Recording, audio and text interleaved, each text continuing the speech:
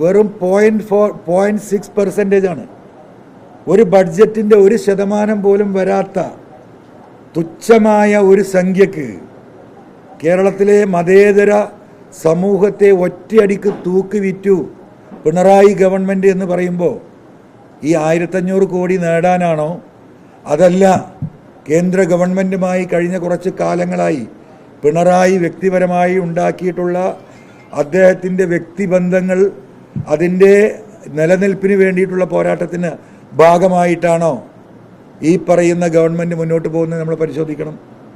ഇതിൻ്റെ തൊട്ട് മുമ്പാണ് മുഖ്യമന്ത്രി ഡൽഹിയിൽ പോകുന്നത്. ഡൽഹിയിൽ പോയിട്ട് മുഖ്യമന്ത്രി കണ്ടത് ആഭ്യന്തരമന്ത്രിയാണ്. എന്തിനാണ് ആഭ്യന്തരമന്ത്രിയെ കണ്ടത് എന്ന് ഇതുവരെ ബഹുമാനപ്പെട്ട മുഖ്യമന്ത്രി വ്യക്തമാക്കിയിട്ടില്ല. ഒരു സംസ്ഥാനത്തിൻ്റെ മുഖ്യമന്ത്രി കേന്ദ്രത്തിൻ്റെ ആഭ്യന്തരമന്ത്രിയെ പോയി കാണാറുള്ളത് നമുക്കറിയാം. എന്ത് സാഹചര്യത്തിലാണ്? സംസ്ഥാനത്തിന് നിയന്ത്രിക്കാൻ കഴിയാത്ത ലോ ആൻഡ് ഓർഡർ ഇഷ്യൂസ് ഒരു സംസ്ഥാനത്തുണ്ടാകുമ്പോൾ കേന്ദ്രത്തിൻ്റെ സഹായം തേടാനും കാര്യങ്ങൾ വിശദീകരിക്കാനും സംസ്ഥാന മുഖ്യമന്ത്രിമാർ ചില ഘട്ടത്തിലൊക്കെ കേന്ദ്ര ആഭ്യന്തരമന്ത്രിയെ കണ്ടിട്ടുണ്ട്. അങ്ങനത്തെ ഒരു സാഹചര്യം കേരളത്തിലുണ്ടായിട്ടില്ല. മാത്രമല്ല, അതിൽ പ്രത്യേകം നമ്മൾ നിരീക്ഷിക്കേണ്ട ഒരു കാര്യം, ഇത്തരത്തിൽ കേന്ദ്രമന്ത്രിമാരെ കാണാറുള്ളത് എവിടെയാണ്? ഓഫീസിലാണ്. ഓഫീസിൽ പോയിട്ടല്ല കണ്ടിരിക്കുന്നത്. ആഭ്യന്തരമന്ത്രിയുടെ വീട്ടിലെ സൽക്കാരം സ്വീകരിച്ചുകൊണ്ട് ആഭ്യന്തരമന്ത്രിയുടെ വീട്ടിലാണ് കേരളത്തിൻ്റെ മുഖ്യമന്ത്രി പോയിരിക്കുന്നത്. അതിനു മുമ്പ് ഈ കേരളത്തിൻ്റെ ഗവർണറെയും കൂട്ടി കേരള ഹൗസിൽ കേന്ദ്ര സാമ്പത്തിക ഫൈനാൻസ് മിനിസ്റ്റർക്ക് നൽകിയ സ്വീകരണം നമ്മൾ കണ്ടതാണ്.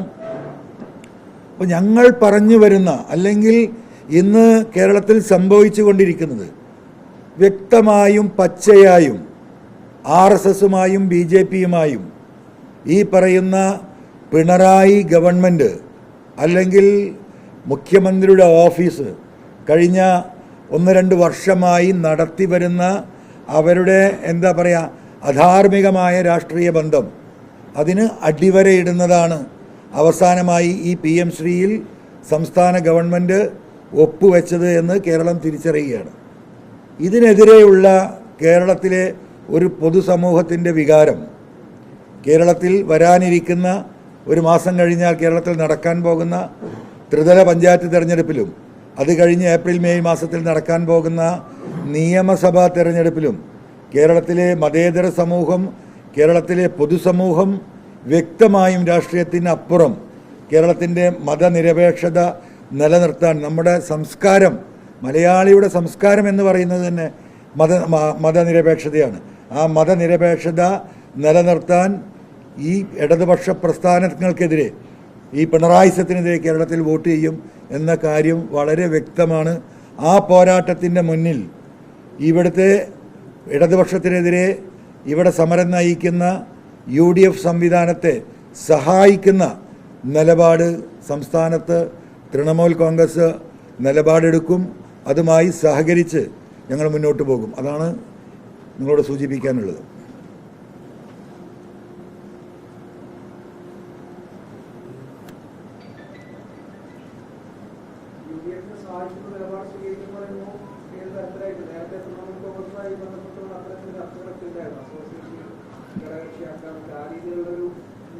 അല്ല, ആ ചർച്ചകൾ അതിൻ്റെ വഴിക്ക് നടക്കുന്നുണ്ട്. എന്തിനു വേണ്ടിയാണോ കേരളത്തിലെ MLA-ഷിപ്പ് രാജിവെച്ച് ഞാൻ പുറത്തിറങ്ങിയത്, അത് കേരളത്തിലെ പിണറായിസത്തിനെതിരെ ഇടതുപക്ഷ പ്രസ്ഥാനത്തെ ഒറ്റയടിക്ക് കൊണ്ടുപോയി ഈ പറയുന്ന BJPയുടെ ആലയിൽ കെട്ടുന്ന നിലപാടിലേക്ക് സഖാവ് പിണറായി മാറിയപ്പോഴാണ് ഞാൻ അതിനെതിരെ പ്രതിഷേധിക്കുകയും രാജിവെക്കുകയും പുറത്തു വരികയും ചെയ്തത്. ആ നിലപാടിൽ ഉറച്ചു നിന്നുകൊണ്ട് കേരളത്തിൽ ഈ ഗവൺമെൻറ്റിനെ, പിണറായിസത്തെ താഴെ ഇറക്കാൻ സഹകരിക്കാൻ ആരൊക്കെയായി സഹകരിക്കാൻ പറ്റുമോ അവരൊക്കെയായി സഹകരിച്ച് ഞങ്ങൾ മുന്നോട്ട് പോകും.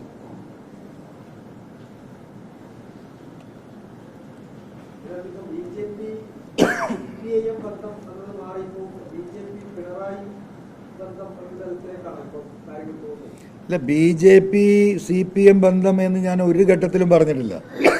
ഞാൻ പറഞ്ഞത് അന്നത്തെ പത്രവാർത്തകൾ എടുത്തു നോക്കിയാൽ നിങ്ങൾക്ക് കാണാം, അന്നും ഞാൻ പറഞ്ഞത് പിണറായി BJP ബന്ധമാണ്. മുഖ്യമന്ത്രിയുടെ ഓഫീസും കേന്ദ്ര BJP നേതൃത്വവുമായുള്ള ബന്ധമാണ്.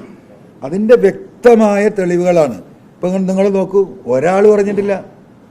LDF കൺവീനർ അറിഞ്ഞിട്ടില്ല, പാർട്ടി നേതൃത്വം അറിഞ്ഞിട്ടില്ല, ഗോവിന്ദ മാഷ് അറിഞ്ഞിട്ടില്ല, ഇടതുപക്ഷ പ്രസ്ഥാനത്തിൽ ആരും അറിഞ്ഞിട്ടില്ല. അങ്ങനെ ഒരു ചർച്ച നടന്നിട്ടില്ല. പാർട്ടി CPM പോളിറ്റ് ബ്യൂറോ കൂടി 4 വർഷം മുമ്പ് എടുത്ത ശക്തമായ തീരുമാനമാണ്. ഒരു നിലക്കും ഇന്ത്യയിൽ എവിടെയും NEP നാഷണൽ എഡ്യൂക്കേഷൻ പോളിസി നടപ്പിലാക്കരുത്. അത് ഈ രാജ്യത്തിൻ്റെ അസ്തിത്വത്തെ തന്നെ ഇല്ലാതാക്കുന്ന ഒരു പുതുതലമുറയെ സൃഷ്ടിക്കുന്ന വിദ്യാഭ്യാസ രീതിയാണ് എന്ന് ആരാ പറഞ്ഞത്? കമ്മ്യൂണിസ്റ്റ് പാർട്ടിയാണ് പറഞ്ഞത്. ഞാൻ ഇന്നലെ റീപോസ്റ്റ് ചെയ്തിട്ടുണ്ട് മന്ത്രി മുഹമ്മദ് റിയാസിൻ്റെ ഫേസ്ബുക്ക് പോസ്റ്റ്. 2020 DYFIയുടെ അഖിലേന്ത്യാ പ്രസിഡന്റായി നിൽക്കുന്ന സമയത്ത് അദ്ദേഹം എഴുതിയ ഫേസ്ബുക്ക് 16 പോയിന്റുകളാണ് മുഹമ്മദ് റിയാസ് അന്ന് ഈ NEPയെ കുറിച്ച് എഴുതിയിട്ടുള്ളത്. നിങ്ങളതൊന്ന് വായിക്കണം. അതിലെന്ത് മാറ്റം ഉണ്ടായിട്ടുള്ളത്? അത് ഒന്നുകൂടെ ശക്തമാക്കിയിട്ടാണ് മുന്നോട്ട് പോകുന്നത്. അപ്പോൾ എവിടെയാണ് ഈ മാറ്റം വന്നത്? ഈ ധൃതി പിടിച്ചുള്ള ഈ തീരുമാനത്തിൻ്റെ പിന്നിൽ എന്താണ്? അത് വ്യക്തമാക്കാൻ CPM ബാധ്യസ്ഥരാണ്. അത് തന്നെയാണ് കേരളം ചർച്ച ചെയ്യുന്നതും.